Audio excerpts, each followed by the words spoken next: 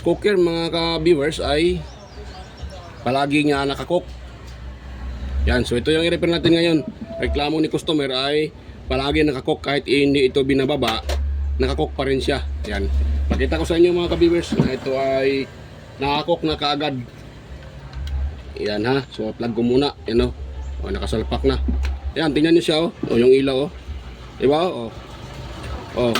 Nakakook, nasa cook yung kulay, nakakook siya yung pula. Yan, umiyaw yung pula. Ibig sabihin nakakook siya kahit hindi ito binababa. So dapat ito ay warm sana. Magkukook lang pag yan ay nakababa na. So yan yung ating i-repair. Yan, so tanggalin ko lang. Yan.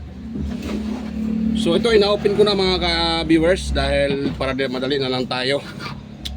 So pag ganyan lang rice cooker nyo, ito kaagad yung tingnan nyo kung mayroong ganito yung rice cooker nyo. You know? Yun ang tinatawag na bimetal thermostat. Yan. Thermostat na yan. Yan, palakihan natin ha. Para makita yan. You know? So, yan po ay hindi na nag-off. Palagi na naka-on. Kaya ang nangyari sa kanya, nagkukook kaagad. Nag-automatic siya na-cook. Yan, pakita ko sa inyo yan na yan po ay nag-on na siya. At nag-automatic na mag-on. Ayan o. So yun natin tester. Dapat itong dalawang linya ay hindi magbabaser. Pero yan po, sigurado magbabaser yan. Yan o. O, diba? Nagbabaser yung dalawang linya. Ibig sabihin, connected siya at nag-automatic nag-on. So hindi na yan nag-off. Naka-on palagi yung thermostat. Kaya ang tendency niyan, yun na, palagi nakakook. So, sunog talaga yung kanin nyo. So, ang gagawin nito mga ka-viewers, madali lang. Pwede nyo namang itong kanyang thermostat ay palitan, mga bago. Ito. Meron naman binibinta ito sa, sa tawag dyan, sa electronic shop, mayroon din. Yan. Sa online, mayroon din naman. Pero kung gusto nyo na di kayo malakihan ng gasto, so, pwede pa itong ma-repair. Ang kailangan nyo lang gawin dyan, ay kuha lang kayo ng flat screw. So kuha tayo ng flat screw. Ano yung aking flat screw? Wala pa tayong flat screw ko Saan ko na nailagay yun? Wala yung flat screw ko. Yan, ito yung flat screw. Yan. Tapos yung na yan, yung thermostat na yan, kung nakita nyo ito, yan o. May yan mga ka-viewers, yan o. Yung na yun o, itong parang pa tipyas na yan. So kung sa baba, mayroon niyang washer. Tatanggalin lang natin yung washer na yan. Yan. Para yan po ay magre-reset. Para magre-reset siya, tanggalin natin yung washer. So ganito lang yan, tinatanggal yung washer niya. Yan, tanggalin nyo lang dito. Tandaan lang natin dahil maroon niyang parang puti. Dapat ay hindi yan tatalsik o mawala. Yan, ito lang dahan-dahanin siya mga ka-viewers. Ayun. So ito na yung washer oh. Yan. Yan yung washer niya. Yan oh. So ito isa ulit natin to. Pasensya na, madumi yung aking kamay dahil nagre-repair tayo ng electric pan. So yan o, ito tanggalin ko na tong washer para yan po ay magre-reset. So ito na yung ating isa uli dito. Yan. Yun. Yun lang. Dapat huwag mawala yung mga ka-viewers na yung puti na parang stopper. Dahil pag yan ay nawala na hindi na ito ma-repair. Dahil importante yun. So dapat dandahanin nyo lang.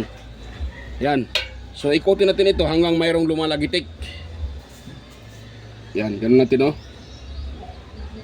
Yan, pag may lumalagitik, ikutin pa natin ng dalawang ikot. Ayan. Rin nyo ba mayroong lumalagitik? Gumaganon. So ngayon ikutin pa natin ng dalawang ikot sa dalawa. Yan. Ayan, pwede na yan siya mga ka-viewers. Yan. Ngayon, ito-test natin sa tester. Dapat wala na itong contact, yung dalawang linya na yan. Dapat wala ng continuity or yan. Hindi na magbabaser yan. So, test natin ha. Ayan, oh. Oh. Di ba, nawala na yung washer niya, yung continuity, wala na siyang continuity. Ibig sabihin, nagre-reset na yung pinaka thermostat. Yan, nagre-reset na siya, nagre-reset. So yan. So yan, dahil ano na yan, wala na itong reading, so pwede natin itong sa uli yung kanyang pinaka cover. Yan, oh. Wala na. So pag ano yung ano mga viewers, okay na yan siya. Yan. So di ba? Wala tayong pisa na inilagay kundi bagkos nagtanggal pa tayo ng piyesa dito, yung kanyang pinaka washer yung tinanggal natin. Yun lang yung tinanggal natin, yung washer, para magkaroon siya uli ng ano mga viewers.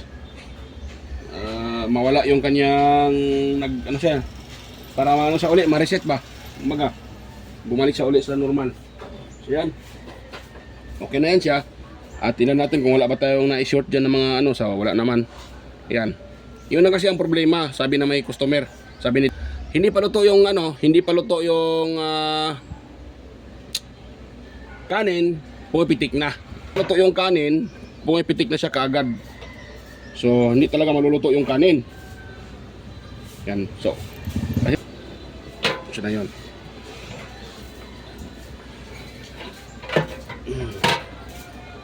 Yan, tingnan natin. Yan. So hindi sila makapagluto dahil hilaw yung kanin. Dahil doon, hilaw.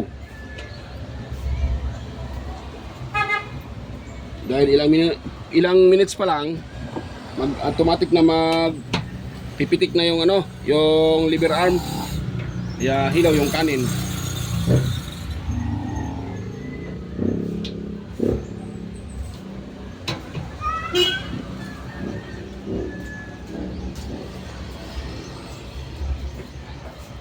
Yan.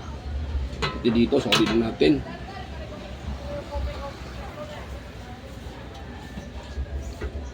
Yan.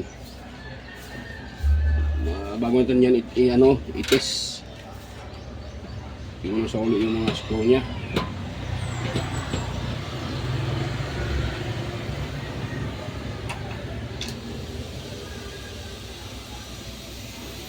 Yan, pati dito.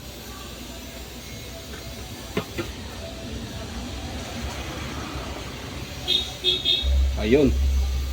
So yan, titest natin kung nakita nyo kanina, di ba? Ano siya?